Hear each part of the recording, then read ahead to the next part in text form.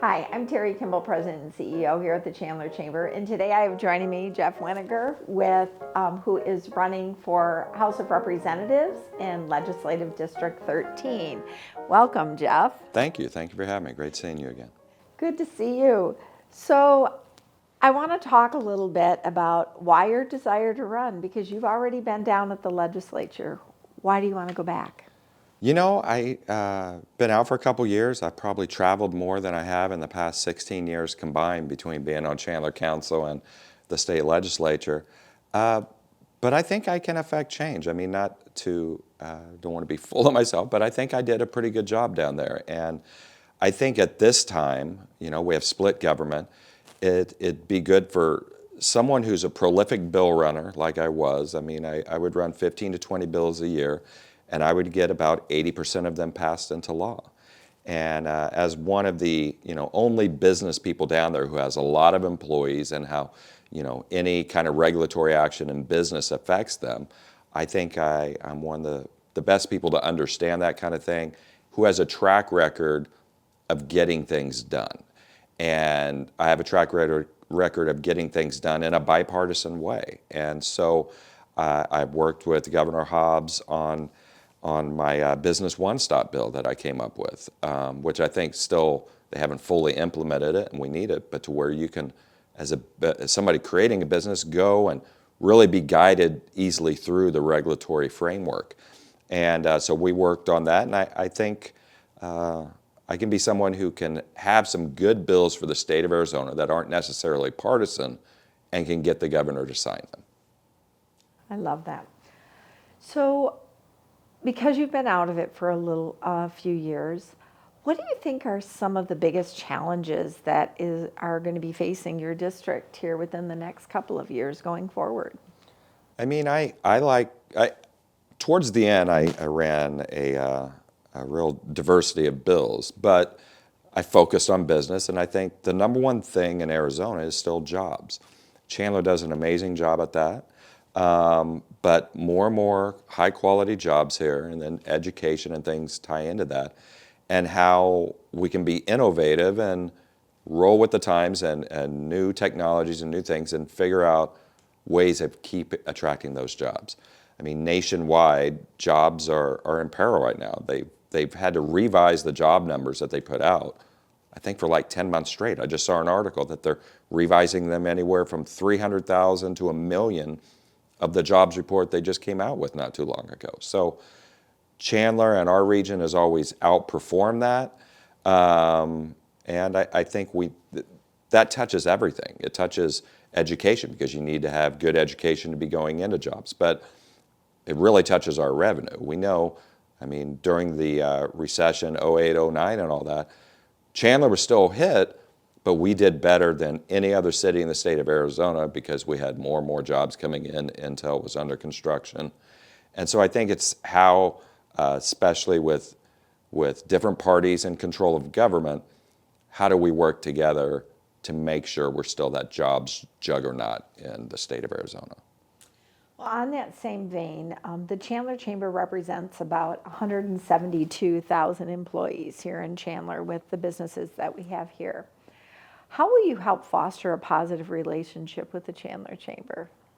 Well, I think I'll do what I've always done, which is just be open. I mean, I think one, being open to listening to their concerns, not thinking you know everything, and being open to pivoting your opinions on certain things, but meeting with them. I mean, I think everybody has had access to me and will have access to me if I'm reelected this time, or elected, because that openness, that transparency, I think, is what's important.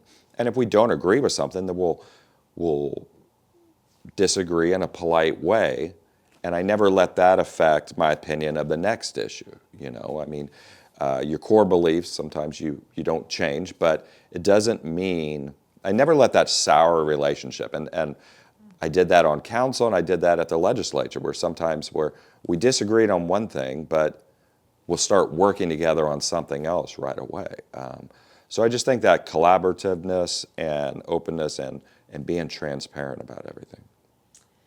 So this last legislative session, there were over 1,700 bills that were introduced down at the last session. What are your top 2 to 3 policy issues that you want to work on and focus on? Well, I think definitely, like I said, that I'm going to work on. It doesn't mean I'm not interested and want to do other things, but everybody has their talents and skills down there. There's people I go to when it deals with water or rural issues, and different kind of slices of what it is. But people come to me when they're talking about technology, when they're talking about business. People used to come to me and ask me. I was the chairman of the Commerce Committee for 6 years. Basically, everything dealing with business went through that committee, and so I see that as the same, and that kind of goes together. Jobs, all under one topic: jobs, economic development, new technology. How do we adapt and make Arizona the beacon of newer things, where people know they can come here and not just be overregulated like they are in California or regulated out of business. I ran that bill, the FinTech Sandbox, which was, financial technology companies where they come here and they could kind of get a start and not have, bureaucrats or lawmakers who think they knew better than these tech geniuses of kind of contorting of how an industry is going to grow. So I would definitely say, jobs, economic development, kind of lumped together. And then, education. When I went there, I said, I want everybody to have a diversity, a choice of education, but I also want schools to be properly funded. And I think that's a combination of getting them more money, getting more money directly to the classroom, which, with the 20 by 2020 and a lot of things where we did get a lot more of that money to the teachers and to the schools, but also efficiencies in schools. I mean, we do hear schools complain a lot down there anytime you put an extra burden on them of, okay, we want you to do this, we want you to do that. They're like, well, we can't handle all this, and that costs more money. And so, what is the core functions that we want them to do and that they want to do? And maybe those efficiencies can save them money as well.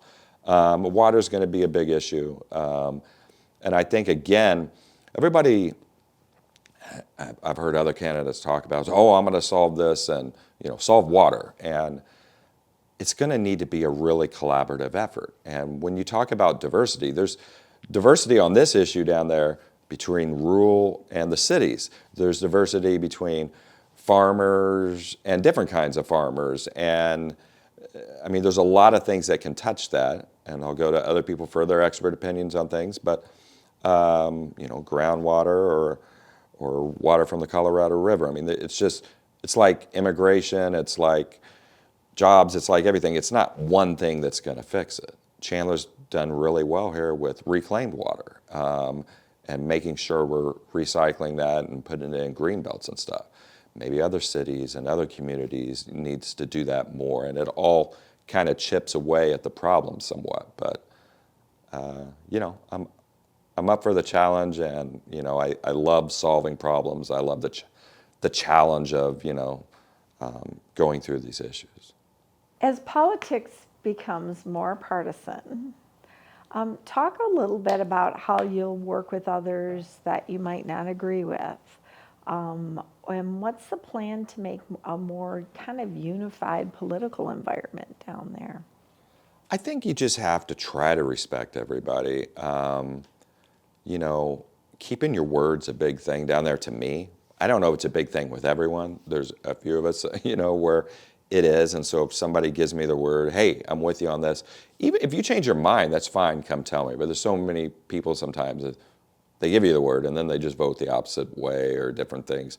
But that openness, that transparency, I think, is important. I have a track record of working well with the other side. One quick example, Eddie Farnsworth had a justice reform bill that he got out of the Senate that dealt with letting marijuana offenders, this was before marijuana was legal and everything, out of jail early if they did certain things, completed programs, and they would go to this kind of halfway house kind of thing. And it was, unfortunately, because and this I don't think is a reflection on Eddie, but it was dead on arrival at the House because the other side didn't like him.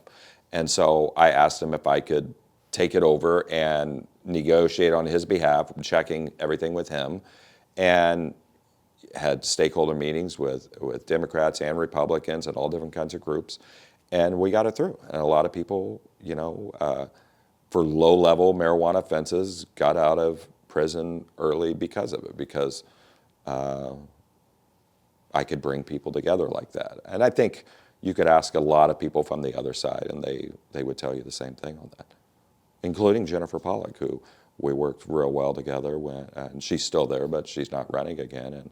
And we got along great and worked collaboratively on some different issues. Great. So fiscal responsibility is really important. How do you maintain fiscal responsibility and prioritize smart allocations of money? Yeah, I mean, look, I think they've done a good job over the past couple of years on a lot of things. The thing I kind of disagreed with was the kind of basically earmarks that everybody could just pass out last year, to get everybody on the budget. And that was a problem of both sides of the aisle, went along with that kind of thing and spent all the money, rather than having to compete with ideas of what is the best use of that money. So that's one thing. Is the ideas should always percolate up and do it. Same thing with here at the city. I mean, for a lot of years at the city, it was just like, okay, everybody gets this much increase and stuff. But during that recession, we went through every single budget, and all the department heads made every other department head say what was the most important thing. And that's how we cut so much money that year, is because you methodically went through and said, okay, is this a need or is this a want in these times? And we need to continue to do that same thing at the state, while at the same time, back to jobs and stuff, finding ways to garner more revenue. One of the bills that I ran years ago, and it was tough, it went down twice and then finally got through on the third time in that year, was a bill that helped Intel and these other large manufacturers of being able to use the construction sales tax money for a project that, if it's not happening, there's no construction sales tax, and use that for the offsite infrastructure, for building the roads and the help with the water treatment plants and the lines and stuff. That is such, it ends up being Chandler infrastructure, but yet a private company's having to pay for it. And so that we got that through. It was construction sales tax. It didn't exist unless the project does. And then you get those 1,000 jobs that all has an ongoing income tax revenue, and then they're spending money in sales tax in Chandler, and it's just this kind of waterfall effect. So at the same time you're watching the expenses, you have to make sure that revenues are coming in without raising taxes, but just kind of broadening that tax base with good paying jobs. Great insight. So water is a huge issue here in Arizona. Do you support or oppose reducing the 100-year water supply requirement? And how do you propose that we balance new development with our limitations on Arizona's water supply? I mean, right now there's the 100-year, and I think that's kind of where it should be. I think we're just going to have to get creative, and like I said, multiple ideas, whether it's conservation. Chandler does a good thing with conservation here, where if you do some landscaping and stuff and change the xeriscape and stuff, then you get partial money going towards that, but it saves that water in the long run, and those little things can add up. But so I think conservation is a big part of it, and then we're going to just have farming. I mean, it's little things. The whole Saudi Arabia thing, that went on for, I heard about it just like the year or two before I left, and I even asked farmers about it, and they were like split on it. But I like the fact that, okay, we're not going to allow that anymore. Maybe there's some incentives to transition people to less heavy water crops, not forcing anybody, but maybe there's an incentive or something to do that. And I know some people don't like incentives, but the fact is, if the incentives can save you ongoing money in the long run, and and let you save more and more water, that's a good thing. Chandler had, the last year I was a Chandler councilman, we had the reclaimed water, and there was just a few neighborhoods left that maybe could get it, whatever. But it was $40,000 for the neighborhood to run it from the street to get it into where they are. So a lot of neighborhoods just couldn't do it. And so I said, well, why don't we front them the money, the infrastructure to do it, and then basically they keep paying the higher rate of water until it's paid off, which would be 3 or 4 years. And at that point, they've cut their water bill on all their green belts and everything by like 75%. So it was, and it saved the city of Chandler, the potable water in the long run. So it was a great idea with the reclaimed water, and then it was just that kind of creativeness to saying, okay, how can we get it into these neighborhoods? But you are going to run into issues with every one of these things. There's so many groups. We have an issue here, and I'm not saying which way I go on it, but Ocotillo, beautiful master plan community. They don't allow anything except real grass in the front yard, which has to have water. And so we have people who talk about this a lot, hey, we need to conserve, but then there's those hard conversations you have to have. And there's 1,000 of those all over the state in different situations. So they really need a water summit, but not just one where it's these, a few 5 eggheads and they're the only ones who get to talk and stuff. You need a true collaboration. And the thing is again, you're not going to get everything you want. They're not going to get everything you want. But maybe there's 100 ideas and you come out of there with 5 for 1 year that's going to save a lot of water. And then the next year you have 5 or 10 more. But if somebody comes in here and says they have the answer to it all and this is just the one thing you have to do, either they're not being honest or they haven't crossed the realism of what the issue is going to be. It's a very complicated issue. So I know we only have a short period of time. We've kind of been a little bit all over the board. Is there anything else that you feel the Chandler residents need to know on why they need to vote for you? I think, one, I'm accessible. You can find me, you can call me, you can email me. I go meet with constituents. But the other thing that I really try to drive home to people and try to hopefully inspire other elected officials doing is constituent service. Not only with that availability, but you need to fight for your citizens. You can't always just pass it off to somebody else and pass it up the chain. And I have numerous examples where I've done this, whether it was Sun Lakes, where Gila River farming and community, on Old Price Road, when you're at Riggs and Old Price Road, that whole neighborhood of Sun Lakes used to just have dirt sprayed all over. I mean, you'd go 3 blocks in and the street is just covered with dust because the farming community would just, Gila River would just go right up and down that road. Well, I worked with the county, it took 3 years, it wasn't easy, and we got that road closed off and we got Hunt Highway in the back paved.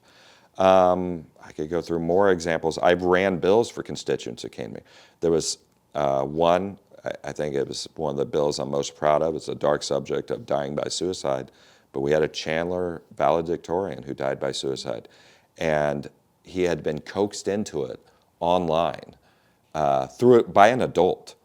And so we made it a felony that you just like you can't facilitate, someone to die by suicide. You can't be an adult coaxing and encouraging a minor to do it. We got that passed. I got another bill passed that dealt with somebody who had a disabled son who was like 13, and they could only get a placard for, disabled parking. But they drove different cars, and then they'd end up having to park in the back and try to transport the son up to the store. And we got that changed. I mean, so there's numerous restaurants and bars here in Chandler, whether it be the Perch or Jolie's Place or Sidelines, where I've gone to bat for them and said, no, this isn't fair, this isn't right, this is how, and they remember it. They're great businesses and they're providing tax revenue to the city and to the state. why shouldn't we help them? I just want people to feel they shouldn't have to call me, number one. They should just be able to have these problems solved quickly anyway. But I want people to feel that if they have any kind of an issue, they should be able to contact me at any time. And I can't always get them exactly what they want, because sometimes I might not even believe in it, or it's just not possible. But I can get them clarity usually. Nobody likes waiting around for a month for a business permit and your free rent that you negotiated on the lease of the building is just going away. I mean, you want that clarity at least, and hopefully I can provide that. Great. Thank you so much for your time today. Jeff Weninger, candidate for Legislative District 13, Arizona House of Representatives.